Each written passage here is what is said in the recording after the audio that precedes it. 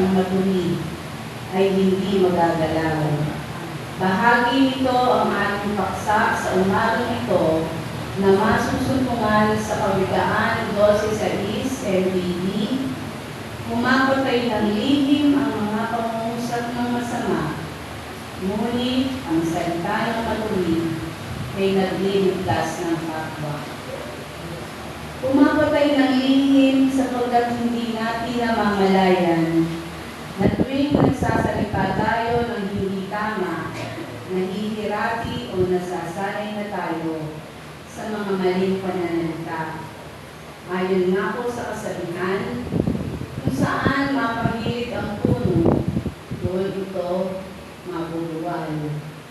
Kung mabuwal tayo sa kasalanan, ang wika ng banal na kasulatan, ang kabayaran ng kasalanan ay kamatayan.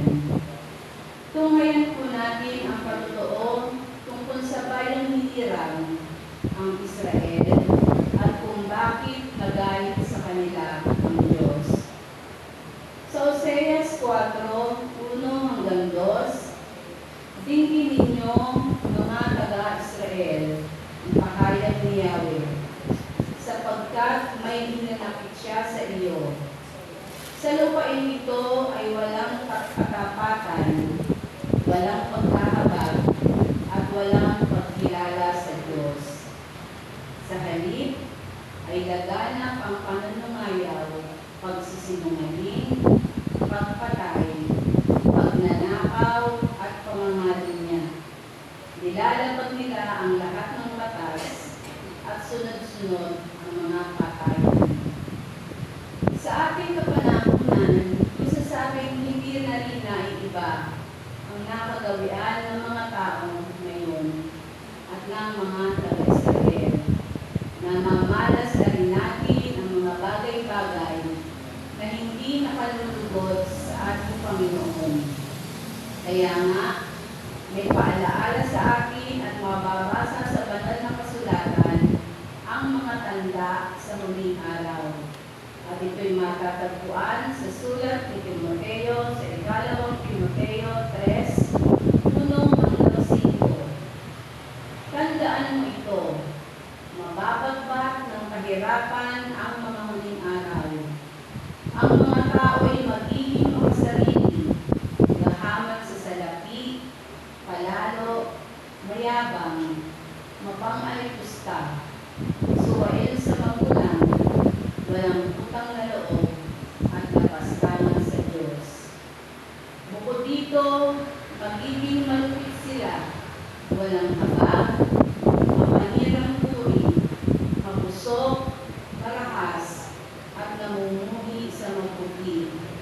Hindi lamang yan, sila'y magiging paksin, walang karos, palalo at mahilig sa karayawan, sa halip na sa mga bagay ukol sa Diyos. Sila'y magpupulwang may pananampalataya, ngunit hindi naman makikita sa buhay nila ang kapangyarihan nito. Ang sabi sa akin, iwasan ang ganitong tao. Sinasabi nga ng banal na kasulatan at pinaalalahanan tayong huwag tayong makipamatok sa kapilan. Pinag-iwas ang bawat isa sa atin sa ganitong mga uri ng tao upang hindi tayo mahahawa sa masama at itong kaligtasan sa mga huling araw. Bakit pumapatay ng lihim ang pangungusap ng masama? Ano ang dapat natin gawin? Kung kaya natin ang pagkatoong binabanggit sa sulat ni Santiago, sa Santiago 1:19-20. Tandaan ninyo ito, mga kapatid kong minamahal. Matuto kayong makinig, dahan-dahan sa pagsasalita, at huwag agad magagalit. Sapagkat ang galit ay di nakatutulong sa tao upang maging matuwid sa paningin ng Diyos. Marami nang naging pangyayari sa ating kapaligiran ang ibinubunga ng taong nagagalit at ang kinahahantungan ay kapahamakan. Eklesiastiko 1:22. Ang marahas na galit ay laging walang kapiliran. Mapapahamak ang tao sa sandaling padala siya sa kanyang galit. Kaya nga, ano ang dapat natin iwasan? Iwasan mo ang pagtatalo ng di magkasala. Ang mainit ang ulo ay laging nakapaaway. Ang masamang tao ay naghahasik ng alitan. Ang padalos-dalos ng usapan ay nauuwi sa kainitan. Ang biglang sikyag ng alitan ay humahantong sa patayan. Yamang nalaman natin na ang galit ay hindi nakatutulong sa tao. Ano pa ang dapat natin gawin? Santiago 1:21 ay may patutuong minagpig. Kaya talitan ninyo ang inyong maruming gawa at alisin ang masamang asal. At buong pagpapakumbang tanggapin ang salita ng Diyos na natanim sa ating puso. Ito ang makapagligtas sa atin. Mamuhay tayo ayon sa salita ng Diyos.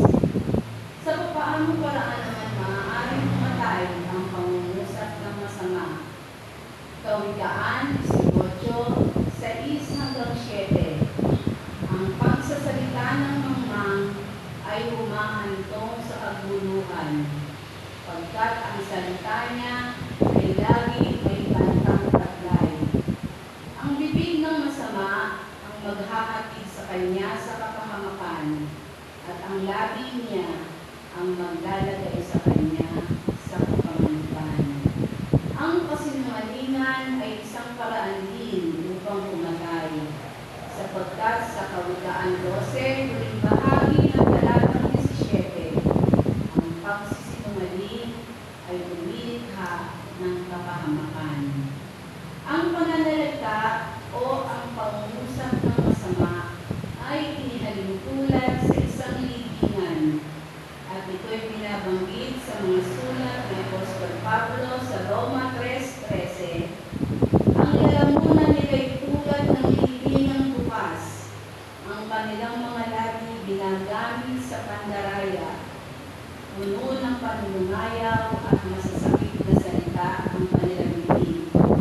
Matulin ang kanilang mga paa sa pagbubuo ng tugo. Parang pinaanan ng salot ang kanilang madaanan. Hindi nila alam ang daan ng kapayapaan. Ang sinungaling ay laging may ambang panganib. Kaya nga ang payo sa inyo sa akin ay mababasa sa Tito 3:2. Pagbawalan niyo silang magsalita ng masama kaninuman, kailangan maging maunawain sila, mahinahon at maibigin sa kapayapaan. Gayun din naman ang malaswa o walang pagbibirong usapan at pagbibirong inalarapan na magkakabuhan sa Efeso 5:4. Eklesiastiko 23:13. Huwag ninyong pamimisahin ang inyong bibig sa magaspang at maruming pananalita, sapagkat yan ay kasalanan. Bakit po ito ay tinuturing na kasalanan, ang magaspang at maruming pananalita? Sa unang bahagi ko ay binanggit ko ang ilang tanda na mangyayari o nangyayari na nga yata sa ating kapanahunan. Ang ilang tanda, tulad na ang mga tao ay magiging makasarili, gahaman sa salapi, mayabang, suwait sa magulang, walang utang na loob at lapastangan sa Diyos. Pansinin natin sa maraming tahanan ay muling pinatunayan sa mga sulat ni Mateo na ang kaaway ng isang tao ay ang kanya na rin kasambahay. Ito po ba'y may katotohanan o wala? Bakit ang mga anak, lalo na ang mga kabataan, kung sila'y pinaalalahanan, ang dating sa kanila, sila'y pinag-iipitan o pinagbabawalan? Bakit ang mga anak, Pag may narating na sa buhay, kung magsalita, malalakas pa ang mga boses sa kanilang mga nanay.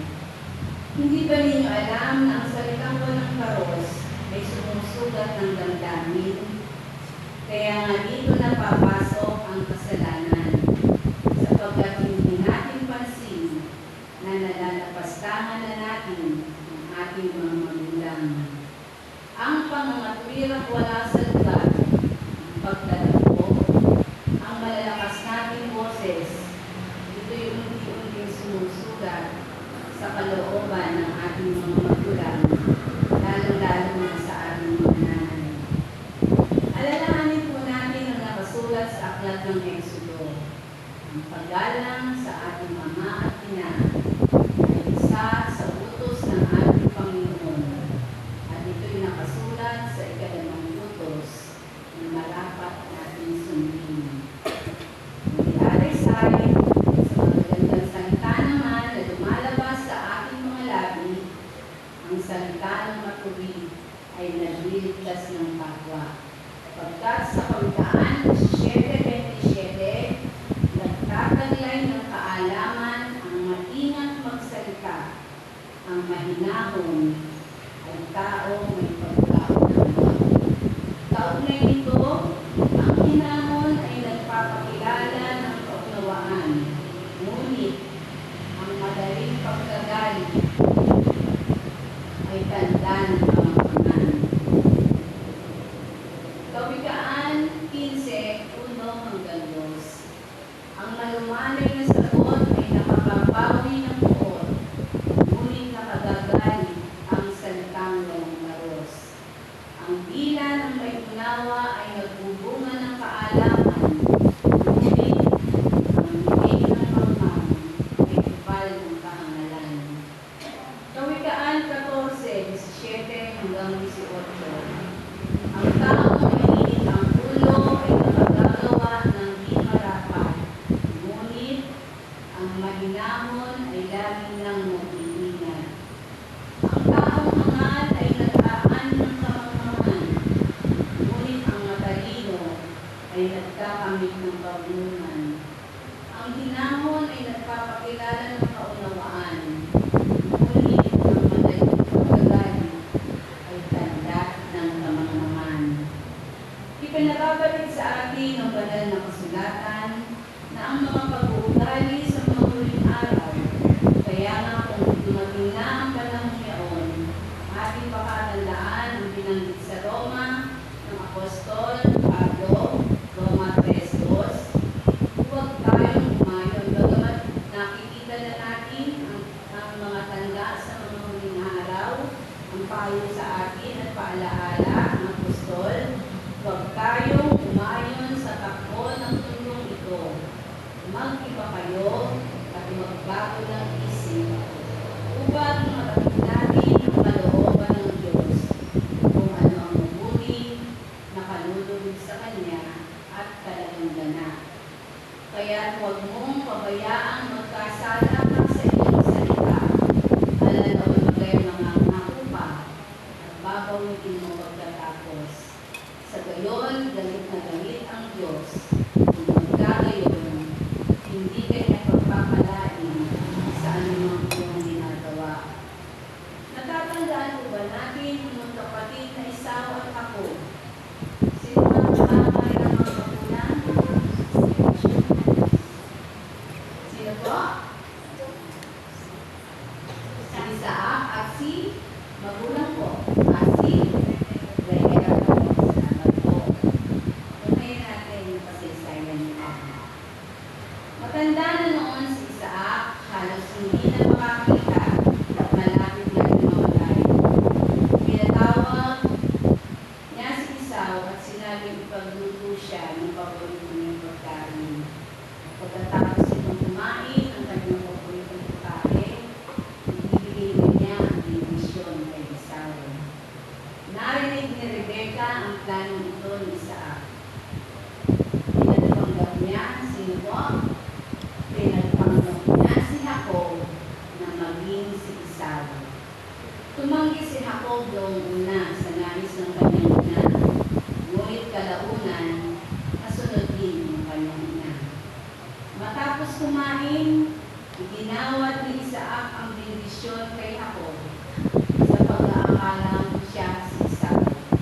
Nang mabasbasan, siya'y umalis na. At dumating naman si Esau at nalaman niya na ang kondisyon para sa kanya ay ginawat na kay Jacob. Siya'y humagulgol ng iyak at nagsumamo sa ama na siya man ay nindisyonan din. Sinabi sa kanya ng ama, wala na akong magagawa. Si Jacob na ang Panginoon mo. Namuhi si Esau kay Jacob, pagkat sa pangalawang pagkakataon, ginagaw na naman ito ang basbas ng ama para sa kanya. Ano po ba yung unang pagkakataon ginawa ni Jacob sa kanya? Yung kanya, nilandahan sa isang mangkok na pagkain, pinagpalit niya yung kanyang pagkakataon. Kinuha niya yung ako. Kaya yung pangalawang beses na pag-agaw niya, yung basbas naman niya ang kinuha. Sinabi niya sa sarili na pagkamatay ng kanilang ama, makakatayin ko rin sa ko. Hindi limit kay Rebecca ang binabalak nito ni Esau. Kaya pinalis niya si Jacob, pinapunta sa kapatid ng si Laban doon sa Haran, at nanirahan doon ng matagal na panahon. Ang habang panahon hindi nagkita ang magkapatid, at sa maraming taon na paninilihan ni Jacob kay Laban, siya ay nagpasyang muling magbalik sa kanilang lupain sa Kanaan. Kapatid ni Jacob ang ginawa niya sa kanyang kapatid, kaya nang matanaw niya si Esau, kasama ang may 400 patuhan, makapit itong yumuko hanggang makarating sa harapan ng kapatid. Patakbo siyang sinalubong ni Esau, niyakap at mahigpit na hinagkan. Kapwa ang iiyak ang mga kapatid sa huli nilang pagkikita. Ang galit at puot sa puso ni Esau ay napalitan ng kasiyahan at kasakitan sa kanilang naging pagkakita. Tunay nga po na ang salita ng matuwid ay nagliligtas sa kanyang kapwa. At ito ay pinatutunayan sa unang Pedro 3:16. Maging mahinahon at mapitagan kayo sa inyong pagpapaliwanag.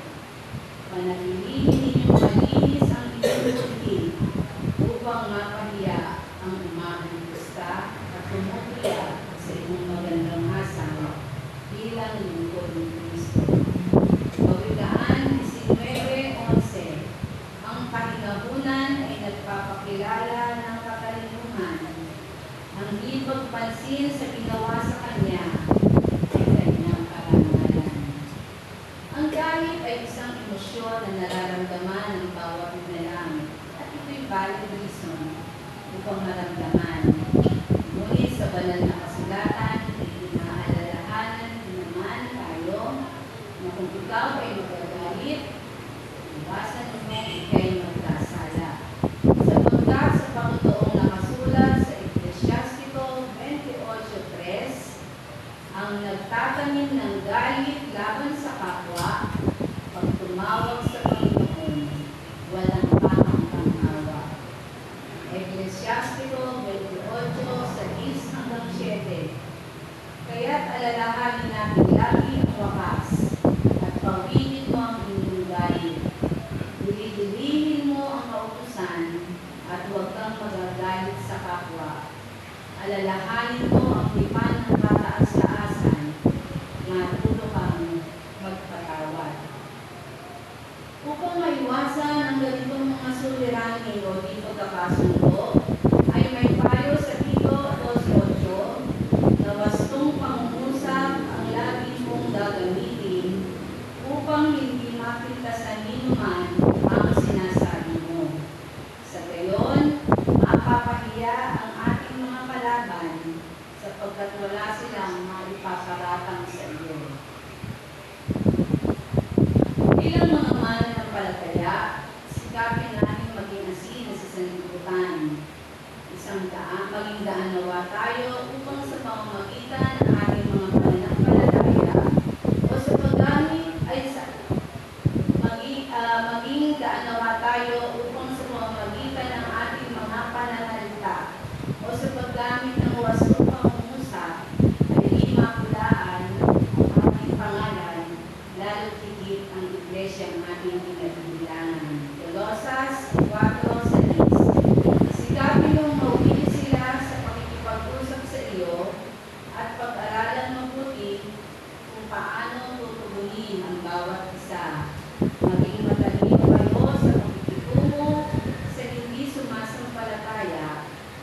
sasamantalahin natin ang bawat pagkakataon. Kaya nga po at tagubilin, Apostol, Santiago, tayo'y mga mag-ingat. Ito po'y matatagpuan sa Santiago 2:12.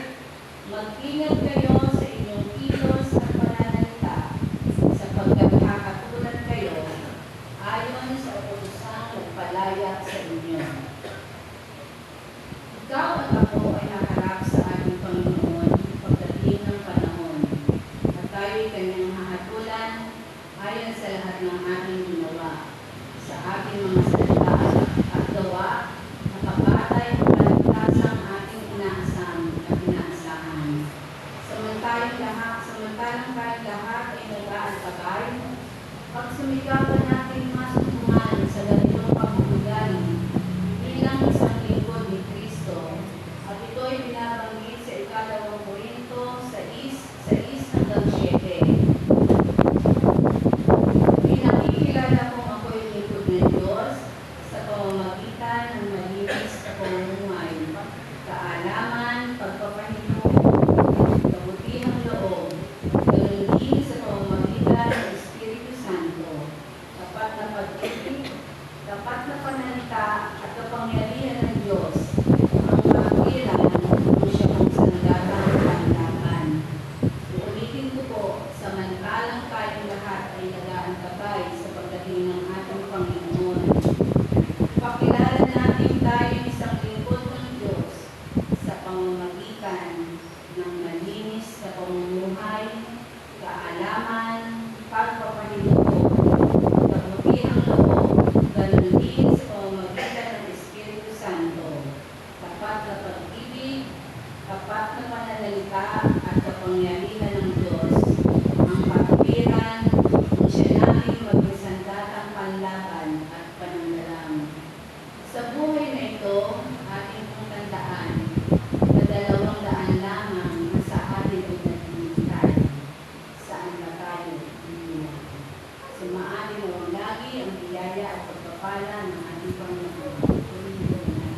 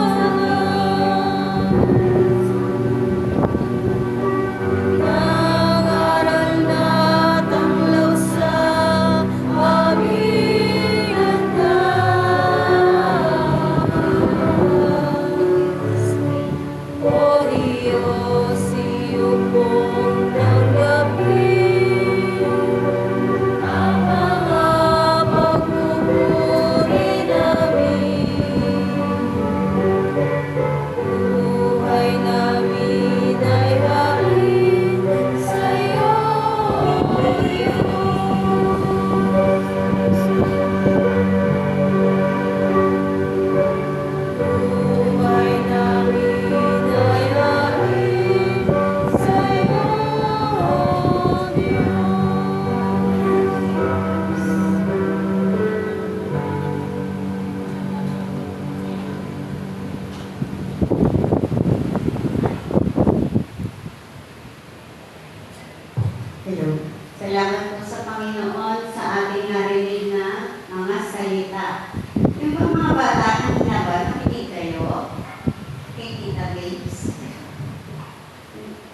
nakarinig kayo kay Tita Babes na importante tungkol sa mga kabataan, tungkol sa mga anak?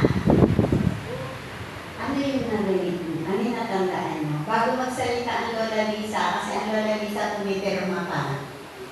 Ano yung natutunan ninyo, na narinig ninyo na sinabi ni Tita Babes tungkol sa mga anak, especially yung mga kabataan?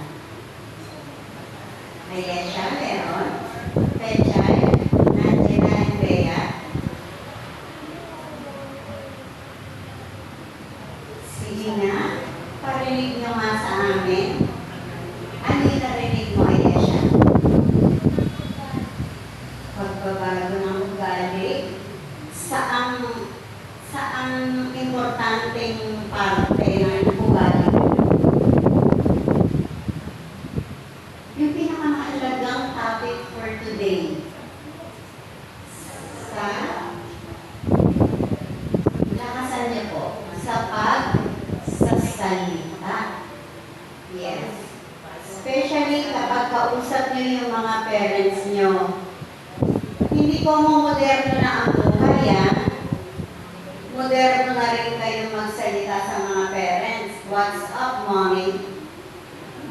Hey, you daddy. Agad na yung mga tema ng mga bata ngayon eh.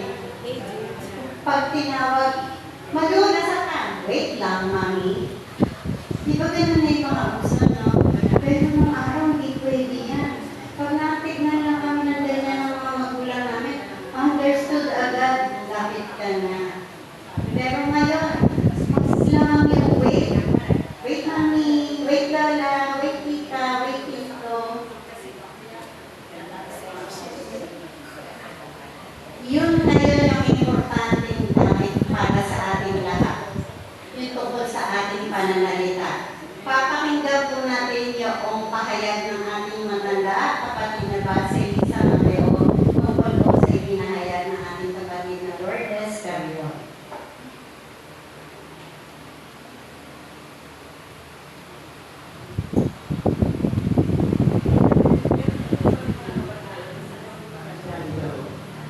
Sabihin ko, pag-isa sila, sandali lang po, may ginagawa ako. Kung araw ko, hindi po pwede sa akin yung mga ginagawa. Naaalala ko yung tatay ko ng araw. Eh, siyempre, hindi naman po kami ng tatay ko. Pag sumagot ka na, teka lang po. Agad na yun na sisigaw na, nananong nakakasakit sa tenga. Pero ngayon po, parang nasasanay na tayo sa mga gawa ng ating mga kabataan. Sanay na tayo na isagot sa atin, wait lang po. Pero kaya naman po, eh po eh. Ngayon na natin pong paksa ay pumapatay ng lihim ang mga pangungusap ng masama. Ngunit ang salita ng muli ay nagbiligtas sa kapwa. Tunay na po, matuto daw po tayo ng salita ng may naman upang makaiwas tayo sa galit. Kung ako isang araw ay nakaraang na sa akin, nakasakay po ako na sa akin anak, nakahatid po ako dito. Ngayon meron pong pero maganda po yung kotse. Yung bigla po yung kagano. Eh kahit po, minsan, tao lang tayo. Tapos dahil na po yung anak ko si Robot. Galit na galit. Hindi ko na po sasabihin kung ano sinabi niya. Sabi ko, anak, ayan, nagmamadali siya eh. Sabi ko gano'n. Kasi iniiwasan doon na baka hanggang may baril yun. Eh ano laban natin? Wala kaming baril. Pero sabi ko, wala kang baril. Sabi niya, subukan nila. Sabi ko, anak, hindi pwede na yun yung mga salitang ganyan. Matuto kang maging mahinahon. Eh, wala rin sa kapila nanay eh. Oo nga. Pero ang sa panahon na, lalo kung hindi nakakakinig yung salita ng Diyos, hindi nila alam yun. Kaya anak, hindi pa, lumaki kayo sa simbahan. Alalahaan ninyo ang inyong mga namin sa salita nung kayo maliit pa. Huwag ninyong kalimutan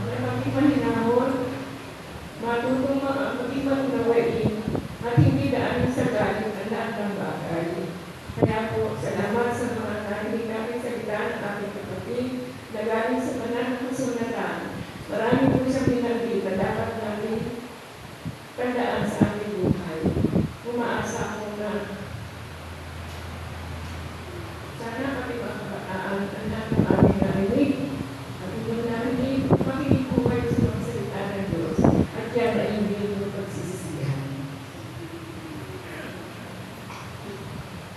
Amen po. Lahat ng narinig ninyo at sinunod nyo, hindi ninyo pagsisisihan.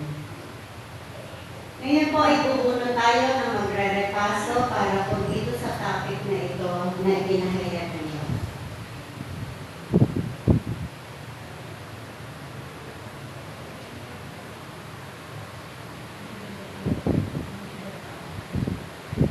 Nakapag-repaso na po ito, Ate Liz.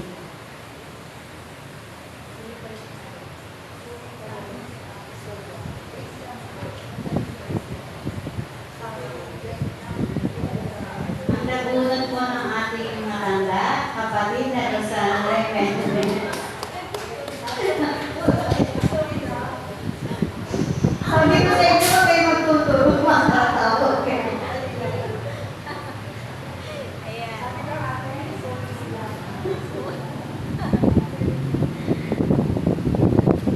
Ayan, si kapatid na Rosana po ang